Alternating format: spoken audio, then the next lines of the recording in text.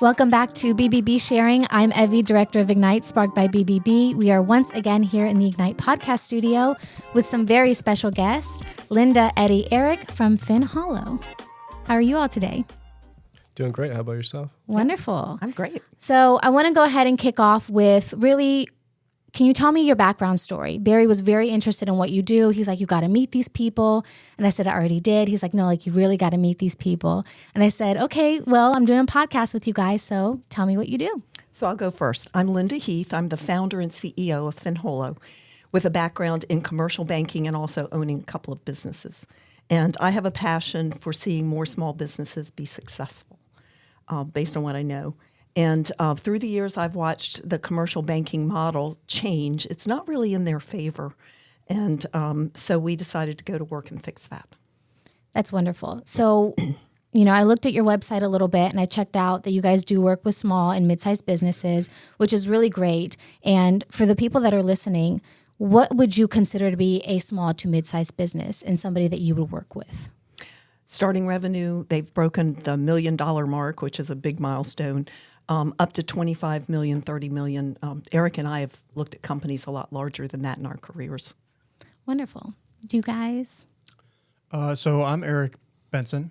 I'm the Chief Operating Officer, and I'm a career banker. I have about 26 years in the banking industry. I held a lot of different roles, and I joined Holo because I've seen both the up cycles and the down cycles, and have witnessed firsthand how that impacts small businesses and owners. And SBA statistics report a high failure rate. So being an owner of a small business is not for the faint of heart. Oh. Speaking as a former banker and now at Holo, it doesn't have to be that way. So I'll give you guys a little background. My dad has been a small business owner in Harrisonburg, Virginia for over 30 years. And it is difficult, and commercial banking does not favor them more often than not. And a lot of times the frustration does come from, well, I have assets, so they should be able to use my assets to allow me to get a loan to grow my business. It took them 12 months to approve a loan for my parents to renovate our existing restaurant. Yes. Yeah. The silence says it all. The silence says it all. And that's just because I understand what you're saying. I'm fully aware of the back end of what happens with those things. So I think it's wonderful to be able to really focus on that niche of small to mid-sized businesses and helping them be able to do better in their financials and grow, because we want them to grow. We want them to do better. They're such a huge part of the economy here. I'd be willing to bet that if you talk to many business owners, that they would give you a similar type of anecdote. Oh, yeah. Those experiences are a lot of what I think brought us to the table here. Is we saw the other side of the table as bankers. And so we know how they think, the way they're going to look at things, and we can provide a lot of that support, that perspective. So when a business owner goes in to seek financing or to interact with their banker, they have a better idea of how to interact with them. We can give them the tools to get what they need out of their relationships. Wonderful. So one of the things that I did want to touch base on, and this is a question that you guys provided for me, which thank you, by the way, because a lot of times I don't know what I'm walking into when I come here. So do you have specific examples that you could share with everybody listening, something that you might be dealing with on the day-to-day or with a specific business? What are some examples of those? Well, we picked out a couple of examples that are from the past. We're rebranding and relaunching as a cloud-based CFO, Chief Financial Officer Service. And typically that's very expensive for the types of businesses we're all talking about. And they don't know what they're going to get, and they're going to pay $250 an hour, and it's very stressful. So we're creating tools and things to say, this is what you're going to get. And so I'll start with one. This was... let me see. Sorry, I am looking at notes, and you know what? Fine. We're just real people, so I hope your audience appreciates that. That's why I said, I really appreciate you guys giving me the questions, because sometimes I really don't know what to ask. Oh yeah. So one of the questions. Let me give you the case. This is one. Okay, so this does involve lending. That's not all we do, but I was referred to a retail business. He wanted to buy a competitor. He had been turned down by his bank for that. I looked, he wanted to know if I could help, and I looked at the financials and I said, this should work. There should be a way to make this work. So they engaged us to do the business plan, the loan package, and actually go into the negotiation with them. And I had been sitting down during the business deal. Yes. Okay. Yes. I listen to what the bank is asking and help them answer appropriately. And the secret sauce in how we did get the loan for them. First of all, I had been a contractor.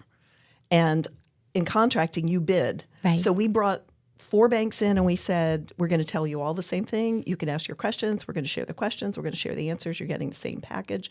So they couldn't give him the runaround. And 3 banks gave him a term sheet. One of them, the best one, came from the bank that had turned him down. Really? Before us. Yes, it did. Because now they understood. And our secret sauce in that one is we have access to industry data and ratios for every industry. It's not a secret, but it's very expensive for a business owner. They wouldn't know where to go and they wouldn't want to pay for it. And we just showed the bank that here's how the business is doing now compared to the industry. And after they put it together and accrue some savings, here's how they're going to compare to their industry. And it's kind of like, oh, okay, that makes sense. And I don't know why their credit analysts and the loan officers didn't come up with that on their own.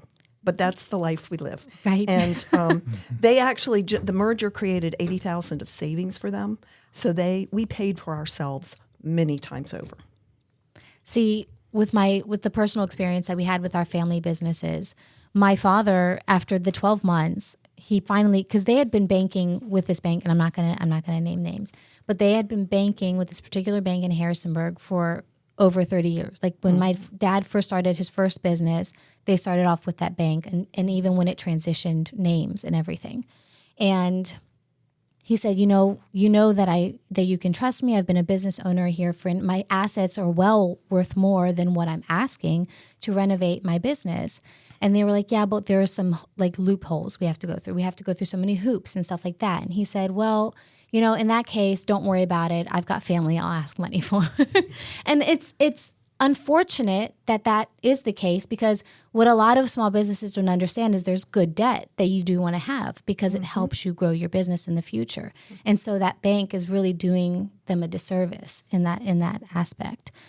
So if a small business or a mid-sized business is looking for what you guys do, what is the first telltale sign in that?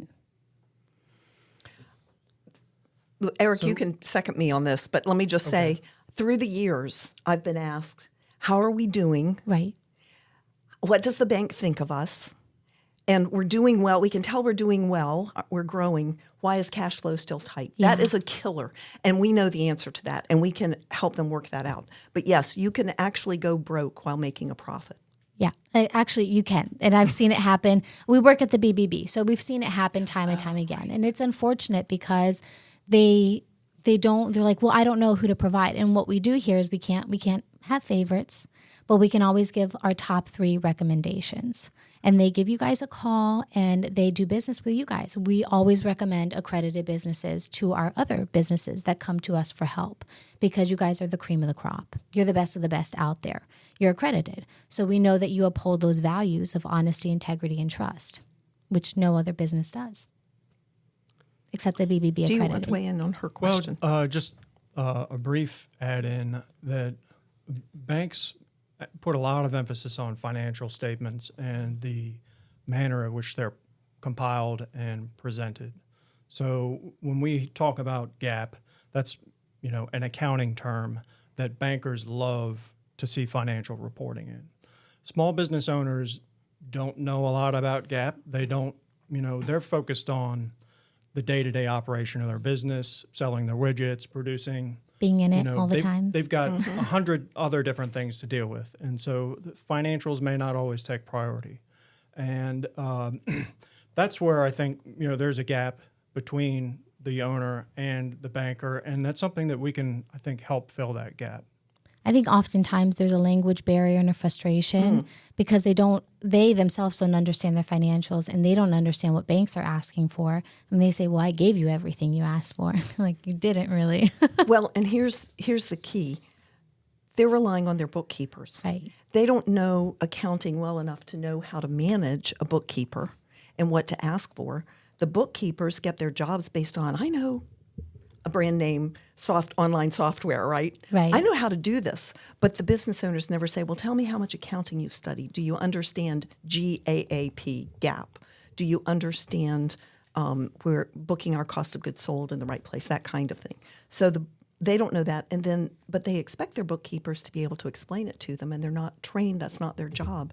And then they expect their CPAs who do their taxes to explain it to them.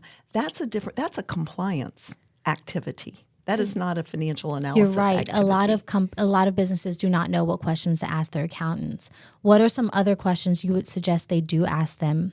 Because with accounting, I always tell people get a second, third, and maybe even fourth opinion on stuff. So what would be some questions they should be asking? So I would love to save that for another podcast because it's pretty detailed. Is it? Yeah. It is. It's very detailed and it's customized. But what we're doing to solve that is when clients come to work with us, we have built in some training for their bookkeeper.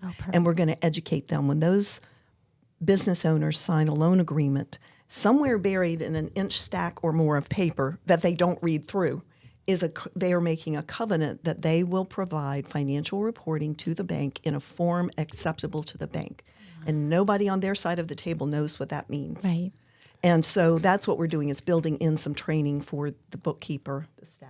And I wanted to say that's exactly why I joined FinHolo. I'm Eddie or Edward. I'm the marketing specialist. I know you've been quiet there. Yeah, I know. I've been quiet a little bit, but I've been hoping to jump in. But that's exactly why I want to join. Everything they've been explaining. I resonate with small to medium-sized business owners, and I know how hectic it is on a day-to-day basis. And they have all those issues on a day-to-day basis, but they also have the financial issues that they really don't know about sometimes. And I met Linda and I met Eric, and I really thought it really resonated for who I am, with me wanting to help people in this small to medium-sized business owners. That's funny. That's how I met Barry. I met Barry just visiting my grandmother one day and got to talking to him. And he said, oh, I think you'd be great for this role. And I said, I don't think so, but I'll take your word for it. And he hasn't been wrong, but I don't admit that to him. So is it safe to say that, with your expertise, it usually pays off for itself over time? Because you mentioned that for small to mid-sized businesses, it can seem like a hefty price. But can you say that for them, it's worth the long-term investment for their businesses? It is. When I go back through the different projects that we've done, in every case, there was some significant financial savings or financial gain that more than exceeded what the cost to the owner was. And so we're trying to make it accessible by creating a subscription. So you pay monthly. You get the value you need, you get stability, you get the strategic long view, and there's an onboarding fee up front just to do that extra training with the bookkeeper. I think that's wonderful. From my experience with the restaurants, because we have restaurants, I think that the subscription base is the best option to go because they can tell with your guys' help each month how everything's getting better over time. Whereas when you just kind of pay somebody and they're kind of doing things on the back end, like an accountant, it's hard for you to keep track of what they're doing all the time. So I think that's wonderful. And of course, last but not least, where can people find you and how can they get in touch with you? Yeah, I'll take the lead on this one. It's actually really simple. So if you guys are curious about anything, you could book a free discovery call. You only have to go to our website, finholo.com, and you just click book a discovery call. It's a quick 20, 30-minute chat. We'll go through your business. We'll see where you're at right now, where you want to be, and anything that's holding you back from that. Along with that, we'll offer we'll ask you your top 5 business intelligence desires. And then along with that, we'll go over the 50% missing financial statements and why you need to know that. And then we'll show you a sample file marker scorecard, which is curated by our financial metrics.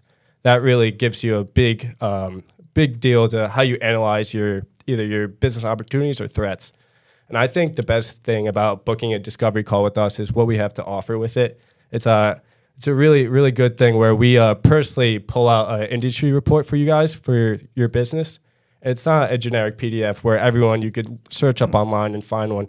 It's really a benchmark standard work to see how you size and how you sample with other people within your industry. It has things like pricing, margins, and growth metrics, and it's a really good way to just get valuable insight. And again, this is from the discovery call, the free discovery call. You get this, and even if you don't end up working with us, you still get that valuable insight. And again, if you're curious, visit our website, finholo.com. Perfect. And of course, you can find them on bbb.org as well. They have a business profile there. If you are listening on YouTube and you're watching us, please make sure to like, share, subscribe at BBB Central VA, and make sure to comment down below. It really helps the algorithm out. And if you're listening on Spotify, please make sure to follow us and share it out. Thank you. Thank you guys. Thank you for having us. Of course.